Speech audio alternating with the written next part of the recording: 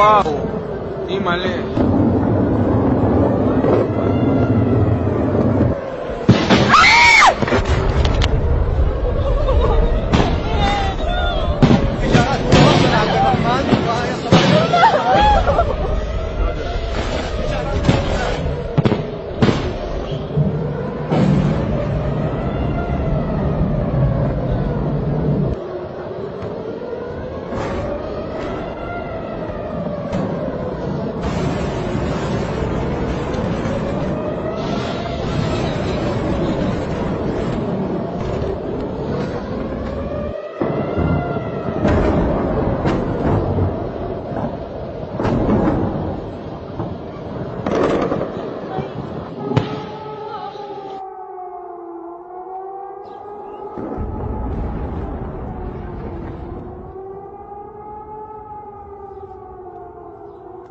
السلام عليكم ورحمة الله وبركاته. كلانتي wanaagsan asxaabay meel kasto aad naga daawanaysa. maxaa ka soo baxay kulamadii saaki ka dhacay magaalada Masqad ee dhexmaray Iiraan iyo Mareykanka? warar faahfaahsan oo ku saabsan kulanka sidii u dhacay, sidoo ku bilowday, qaabka iyo wixii meesha lagu wada hadlay ayaanu barnaamijka si weyn ugu faaqidi doonaa. waxaa soo kale barnaamijkan idinkugu hayaa masaarida oo weerar ku qaaday Netanyahu hadal shalay uu ka sheegay ciidamada waddanka Masar. Pakistan oo lagu baaba'ay maantay, iyo sidoo kale waxaan barnaamijkeedii kugu soo gudbin doonaa Turkiga oo sheegay 2 basaas oo u shaqaynayay sirdoonka Israa'iil inay qabteen. ugu horeyn wada hadaladii loo ballansanaa maanta inay ka furmaan magaalada Masqad caasimadda dalka Oman, kuwaasoo dhexmarayay wafuudda Mareykanka iyo Iiraan. haddaba barnaamijka waxaynu ku faahfaahinaynaa sida ay wax u dhaceen. saako dhan baan ka shaqaynayay oo aan la socday wada hadalladaas. haddaba marka waxaa la leeyahay wada hadalladu ma ahayn kuwo foolka foola ma ahayn.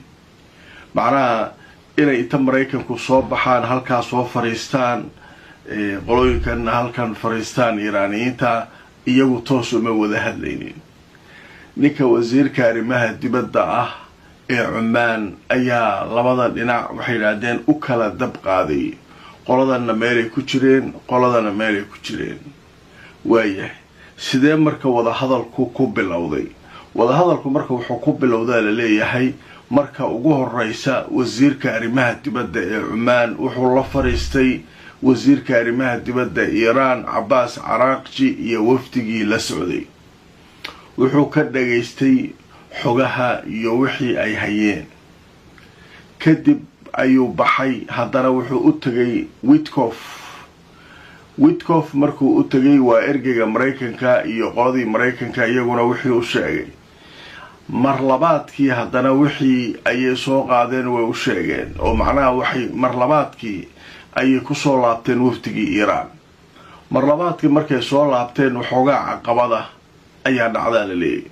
marka caqabadu waxa waayaa la leeyahay Iiraaniyiintu waxay ogaadeen nin la yiraahdo General Kober inay wafdiga Mareykanku soo kaxaysteen oo uu la joogo. General Kober waa ninka taliyaha taliska dhexe ee ciidamada Mareykanka. diblomaasi iyo military haddii wada hadalladu ay iskula socdaan annaguna kuweena kaysanayna, laakiin saas suuragal ma. waxaa la isku dayay horta arrinka in cabaar nimankii Iiraaniyiinta ahaa laga qanciyo, la yiraahdo war ninkay rabaan ha soo wataan daaya. Mareykanku ninkay rabaan ha soo wateen. markii labaad haddana wada hadaladii waxaa wada galay wafdigii Iiraaniyiinta iyo wasiirka arrimaha dibadda Oman. wasiirka arrimaha dibadda Oman wuu ka baxay, haddana wuxuu u tagay Mareykanka. marka waa 2 mar oo uu la kulmay wafdiga Iiraan iyo 2 mar oo uu la kulmay wafdiga Mareykanka. kadib waxaa la qaatay bareega la qaatay, oo macnaha qolo walba waxay falanqeynaysay wixii lagu wada hadlay. 2 fariimooda la isdhaafsaday. qolo walba marka qolaa ku daaban, qoladana Ayatullahi iyo raggii wax ka sugaya, qoladana Trump iyo raggii wax ka sugaya. marka meesha horta hadda xaaladu maraysa. marka goor dhow marka waxaa jira war soo baxay oo telefishinka Sky uu qorayo wuxuu leeyahay telefishinka rasmiga ah ee dowladda Iran ayaa sheegay in wada hadalladu laga yaabo inay qaataan ciddata ayaam macnaha dhowr maalmood oo kale inay qaataan ayaa laga yaabaa wada hadallada marka horta wada hadalladu sidaasay marka ku socdaan waxayna ka socdaan magaalada Masqad marka waxa leeyahay ma jiro wax tafaasiil dheeraada oo ku saabsan waxa la isweydaarsaday laakiin miidiyaha Iran ayaa waxay sheegeen iyagoo soo xiganaya hadal saacadihii la soo dhaafay afhayeenka wasaaradda arrimaha dibadda Iran uu sheegay hadalkaas oo ahaa in Iran marnaba aysan ka tanaasuli doonin waxa iyada danteeda ah uraniumkeena kama tanaazulayno nuclearka nabadgelyada samaysanayno kama tanaazulayno hanaankeena sawaariiqdana kama tanaazulayno laakiin waxa aan ka wada hadli karnaa waxay tahay uraniumka sidaan u yareyn karno sidaan ugu qancin karno caalamka iyo dalalka caalamka inaynaan hub nuclear u socon oo nabadgelyo u samaysan saan ula shaqayn lahayn hay-adda atomiga adduunka waxyaabahaas ayaan maaragtay ka wada hadlaynaa idaan marka horta wararkaas waxay ahaayeen kuwii ugu waaweynaa ee soo kordhay ee maanta ku saabsan aad waxa loo sugayay arinta ku saabsan wada hadalladaas marka hadda wada hadalladii inay sii dheeraanayaan telefishinka Iran sheegay saan haddaba idin sheegay oo dhowr maalmood oo kala qaadanayaan laakiin waxa la sugayaa goor dhow Mareykanku waa hadal badan yihiin maaragtay warbaahintoodu inay warar soo saaraan Trump laftirkiisu waa war badan yahay inuu ku soo qoro meesha uu mar walba wax ku soo qoro Truth Social aliraada waxa isaga soo qoraa marka waxaasoo dhan wali way soo socdaan hadda aan duubayo wax warar oo dheeraad oo intaa ka badan oo kulanka ka soo baxay ma jiraan oo halkaas ay xaajadu maraysaa wixii soo kordha marka waa arki doonaa oo waa la socon doonaa qodobada kale ee barnaamijka aynu ku soo gudbinayno waxaa ka mid ah masaaridii ayaa weerar waxay ku qaadeen ninka la yiraahdo Netanyahu waa tii barnaamijyadeedii shalay aan ku soo qaadanay oo lahaa waxaan ka baqayaa qatarta nooga iman karta ciidamada masaarida oo sii kobcaya masaaridii yaa marka waxay weerar ku qaadeen Netanyahu maxay ka rabaan maxaa ka galay leeyihiin ciidankeena ha weynaado ha yaraado maxaa anaga tashwiish noogu furaysa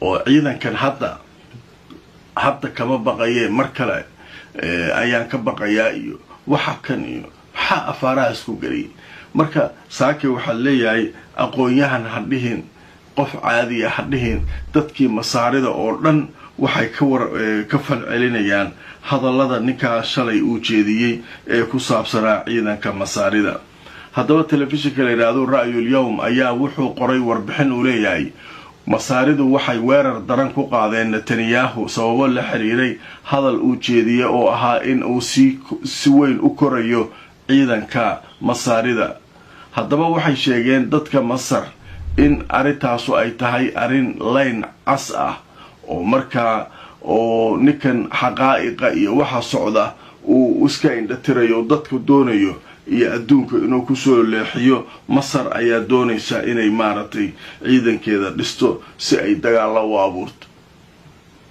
marka hawshaas iyaduna halkaas ayaan kaga gudbaynaa qodobka kale ee barnaamijka aynu ku soo qaadanayno maanta oo Jimcaha oo barnaamijkeeni koowaad aanu ku jirno wuxuu yahay waxa lagu baaba'ay maanta Pakistan masaajid ku yaala masaajidka waliba waxa iska lahaa muslimiinta shiicada Pakistaaniyiintu waxay isugu jiraan sunniyiin iyo shiica isugu jiraan kastoo sunnigu uu badan yahay laakiin shiicada laftirkeedu way tiro badan tahay marka masaajid shiicada ay ku tukanayeen ayaa maanta dad badan lagu laayay marka warar kala duwan soo baxaya laakiin warar horudhaca booliisku waxay leeyihiin waxaanu ka shakisanahay in lagu sii rakibay bamka dadka intaysan salaada u imaan ka hor masruuc aliraada waa meesha lagu sii beeray oo macnaha waa lagu sii qariyay masaajidka.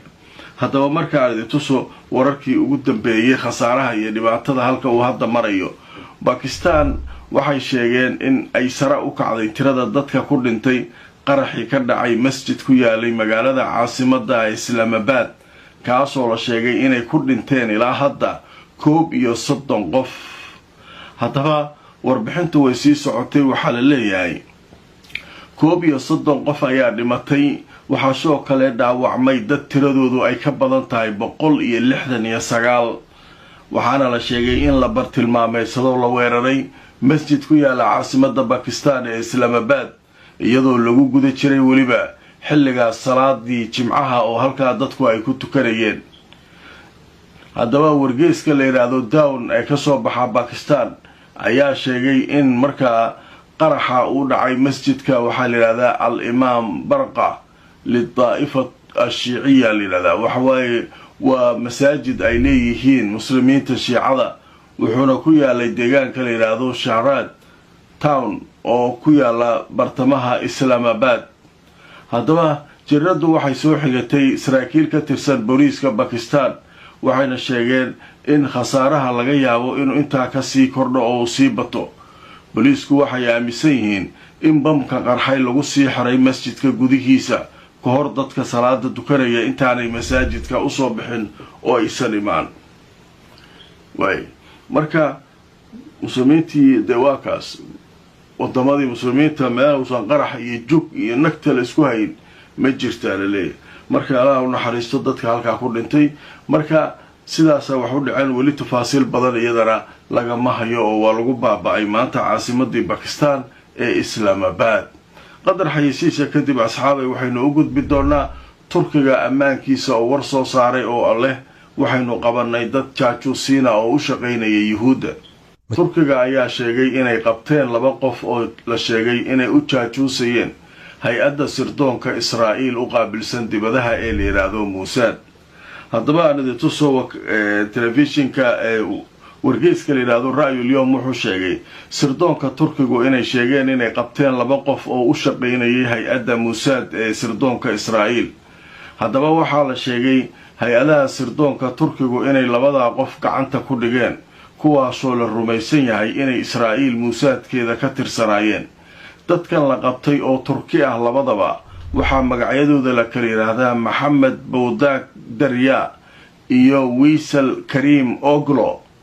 waxaana la sheegay in markaa raggan ay qabteen magaalada Istanbul lagu soo qabtay, ayagoo markaa la sheegay inay ku guda jireen howlo halis ku ah amniga dalka Turkiga.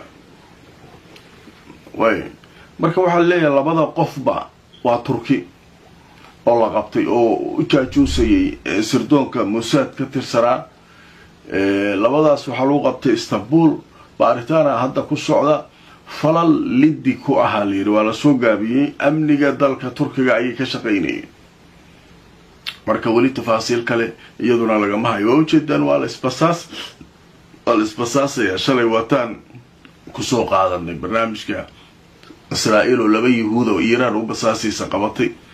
هذه مالمكور إيران قلا إيرانيين أو شقيني يهود قبتي مركب ولا قاعد حدي جنيا هذه أنت لو نحيي ما ذو شقالة لقاعد نحسم السنة مركب سال قاعد نحشق السنة مركب وركز يا أبوه وينا سكر لي مركب